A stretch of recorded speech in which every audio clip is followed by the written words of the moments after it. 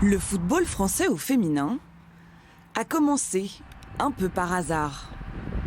Ça n'a pas changé du tout, sauf s'il y avait un vestiaire en dur. À l'époque, Richard travaille pour le quotidien local. Avec un collègue, ils organisent chaque année le tournoi de football du journal.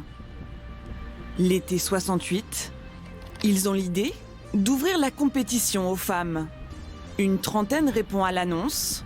Ils en sélectionneront 17. C'est pas un gag ce match-là, mais enfin c'était quand même une idée assez un peu incongrue. Et donc, malgré tout, on s'aperçoit que 51 ans après, ça a vraiment donné le départ du football féminin en France.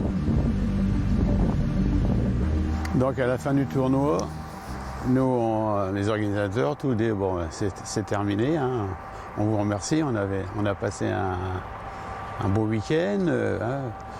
Et les jeunes filles ont dit non, nous on veut continuer, pas question d'arrêter. Ça nous plaît, on veut jouer au football.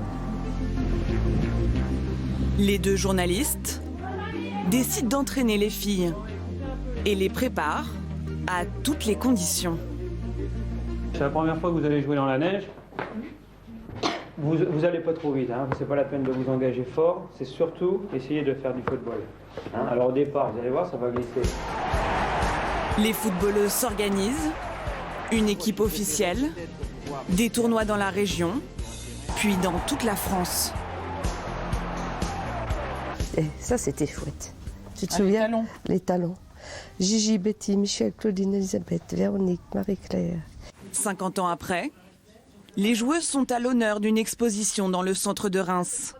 Un retour sur les heures de gloire de Gigi et Michel. J'avais ça au fond d'un carton dans un grenier. Je pensais jamais que ça viendrait à être exposé. C'est bien que tout soit mis en lumière.